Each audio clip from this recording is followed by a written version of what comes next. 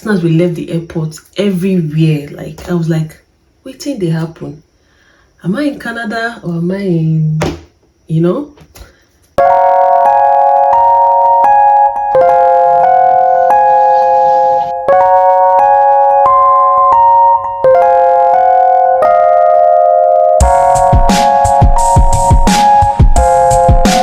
Hello beautiful people, you're welcome back to my channel.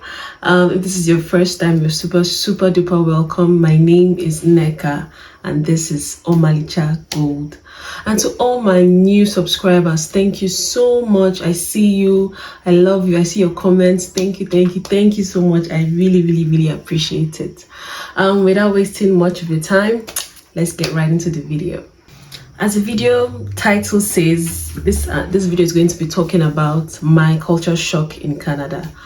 In layman terms, culture shock is basically something that surprises you or shocks you, as the name implies.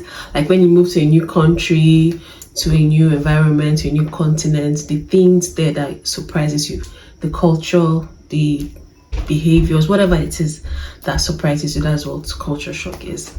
So for me, I'll say the first thing that shocked me, because it was not really a surprise, it really shocked me, was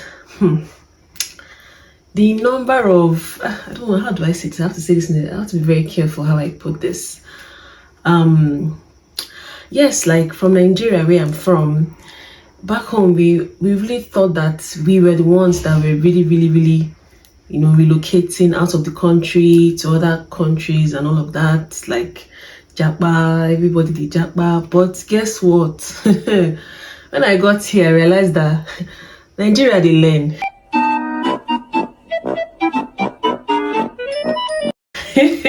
Nigerians are learning, because the number of the people I've been seeing, or I saw as soon as I entered the airport, as soon as we left the airport, everywhere, like I was like, waiting they happen. Am I in Canada or am I in, There were a lot. I don't know why nobody has said this, because I've watched lots of culture shock videos before I came to Canada. I watched a lot of them so that I'll get used to things, nothing will surprise me. But nobody seems to talk about this thing. I don't know why. I was shocked. There are lots of other races, so I was really, that was my first shock. Like, okay, nothing bad, nothing negative about them. I'm just saying I was shocked to see that there was, as in a huge amount of them here in Canada. We in Nigeria, like we would always think that we're the ones that are really going everywhere, but well, here in Canada, that's not the case. We should be like the third or fourth highest number of immigrants in Canada, if I'm not mistaken. Okay, so that was my first culture shock. It shocked me. It shocked me. The second culture shock for me is the pedestrian is king. Because tell me why the first time I was crossing the road, even when the cars stopped for me, I still ran. Like, it took me a while to adjust, like probably a month. I was still running or walking very fast, because coming from Nigeria, coming from Lagos, where I grew up, like, who waits for you?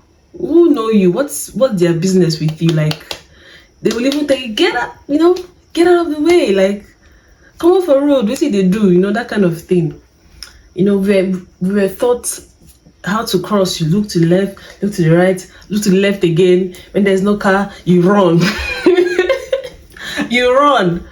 But here, once they see you passing, now I'm not talking about the pedestrian crossing, the zebra crossing alone. That one is when you get there, you press the button, there'll be a red light will come on in some seconds to a minute. Cars will stop and you just walk majestically, like nobody is disturbing you. That one, yes. But I'm talking about even crossing the road, walking down the streets, Like everybody avoids pedestrians, that's the drivers. Like they wait for you patiently. Oh my God! Wow! That blew me away. Like I was like, wow, this is really, really good. Like I love it. I love that. The third thing for me, the third thing that surprised me, the time zone and daylight savings. Like, yes, back in Nigeria, I knew that Canada was how many hours ahead or behind. I can't remember. I knew Nigeria that they were like 5 hours behind us. I mean, like back in Nigeria, I knew that Canada was some good hours behind Nigeria. So I was prepared for that. Like I thought I was, but still coming here is not so easy to keep up with family and loved ones back home because of the time difference. When you're just waking up, you're already like in the noon or afternoon, midday afternoon, and then when it's midday, it's already evening over there. So one has to put in extra effort if you want to keep up with loved ones. But what really blew my mind mostly was the daylight savings. For some reason I never knew. I didn't know that was a thing, that an hour will be saved and all of that. I did not know. So like when we came in September last year, and I think daylight savings started, is it November or I can't remember the exact month, but it was announced and I was like, okay, maybe they're adding one extra hour, or they're adding one extra hour. It still confuses me. It still confuses me. I will not even lie. Like this daylight savings and all of that confuses me. Basically, that day we were in class, and by 4 or was it 3, everywhere was already dark.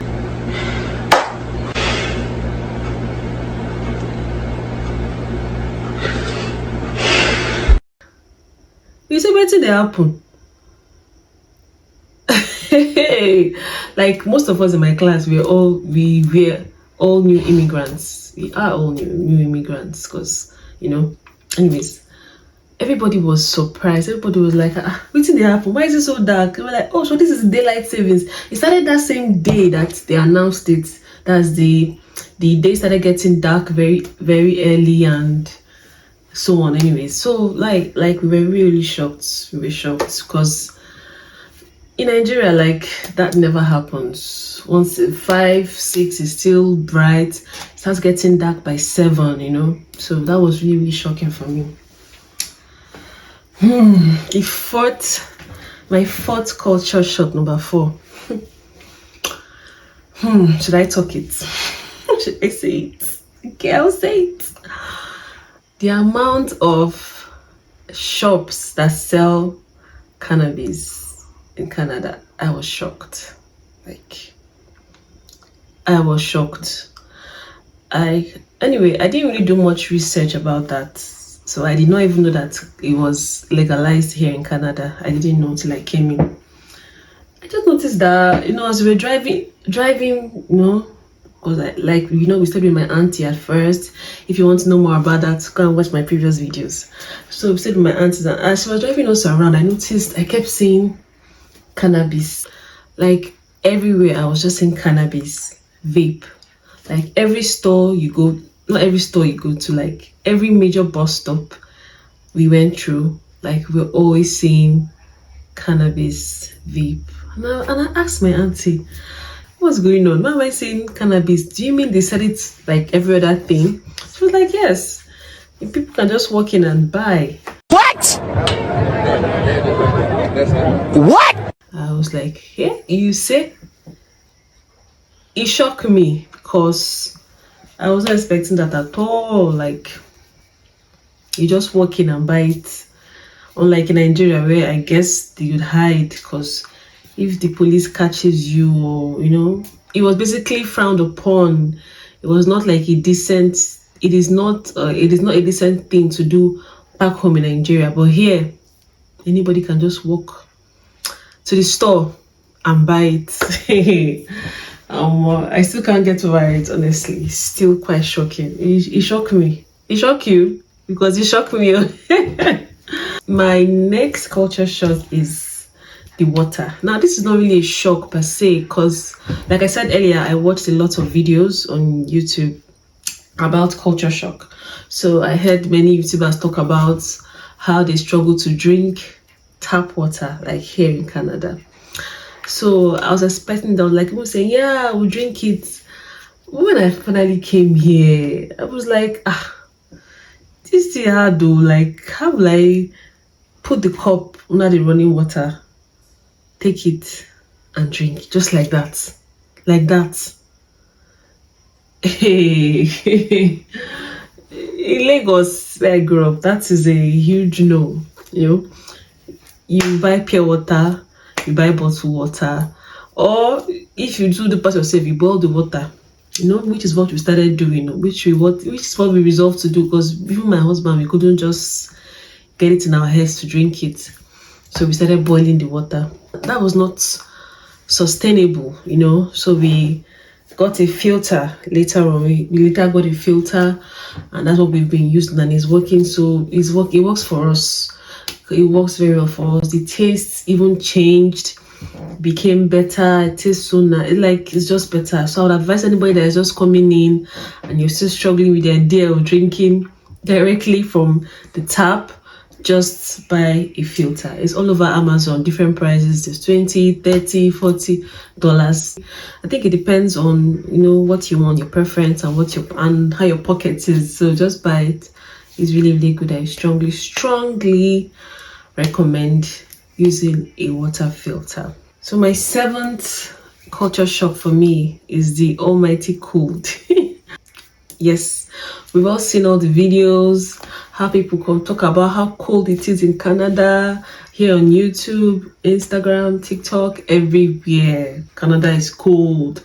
I regret coming. I want to go back home. Yes, we have all seen those videos. And seeing them, I was prepared mentally. I gassed myself up. I was like, nothing. We will pull through. We will. It still shocked me. It still shocked me. Nothing. It can't be explained. But still, I would say in my head, I still expected worse. So it did not really get me as much as one would expect. It was so shocking, but not as much as I thought. Basically, I was prepared mentally, So it was quite, yes, I was, the word is not shocked. The cold was much. It was much, especially when you don't have a car and you have to wait for a bus at the bus stop. It can be crazy. It can be crazy cold. Yeah, but like I've been saying, if me, Mecca, I can survive Canadian winter, anybody can survive it. Because anybody that knows me very well knows that back home in Nigeria, that is, I always having cold, catarrh, any little thing, I will start sneezing. Any little rain, dust here, as in my body didn't like cold, or so I thought. I guess the cold here and that cold there is different. Now this brings me to my next shock, which is not falling sick. Because as we were hearing all the news and everything now, we thought, coming here, I thought I'll be finished. Because like in Nigeria, like I said earlier, I always have runny nose. Like once I wake up in the morning, my nose starts to itch, and I scratch it, and I will now start sneezing, and my throat will be itching too. Now this is something that I passed to my daughter Chimamanda, apparently. And back in Nigeria, like it always made me sad when I see her, scratching her nose and all. I say, Namigi, this girl, this is me that gave her this thing. God, why? So anyways, when we knew we were coming here, I stocked up on drugs. Like we came prepared. We're like, we bought for everything. We imagined every kind of scenario, situation, because for her it was quite bad. It got really bad. I'll insert some videos where she won't be able to breathe properly. Like, we're like, is this one asthma? They say it's cold, infection. In fact, it was a lot. But Chimamanda, she's a strong girl. She really is a strong girl. Anyways, we came prepared, But guess what? All those drugs, the way we packaged it, is still is here. We have not used them at all. Because nobody's sick. Even me. I don't have that allergy, catarrh. I don't even know what to call it. Sinus, whatever it is. I don't have it here. Like, I wake up and I'm fine. My daughter, that I thought, like in Nigeria, we will not even allow her to take anything cold. Ice cream, cold water. Not for Chimamanda, even if every other person is taking. And she even knew then. She said, I can't take it. She'll be sad. But here, she's taking it. Even in winter, she licked ice cream several times. And nothing happened. So, I don't know what it is. Whether it's the pollens in the air in Nigeria, or is it dust? I don't know what it is. Then again, we started thinking that it could be mold. Yes, it could be mold in Nigeria, that was causing the respiratory distress she had several times in Nigeria. So this is just me putting it out there that, guys, please, if you live in a house that has mold in the walls, it can be from water problem, flooding. Like where we're staying before in Nigeria, there was the tank had issues and it was seeping through the walls, but we didn't think much of it. We didn't know that it was really causing mold on the floor. You just see a little stain on the wall here and there. That is mold. And apparently it also causes respiratory distress for people, kids, adults, and all alike. So I'm just saying, go and check yourself in case you have that in your house. Just to be safe, go and check and clear it out. Or better still, move out. Or you can buy purifier, air purifier, and all of that good stuff. Another thing that shocked me is what Igbos call, what we call Ochieze. The greetings here. The way they greet, the way they say hi. Nigeria, where is somebody, you just say hi, hello, or good afternoon, good morning. Yeah, it's just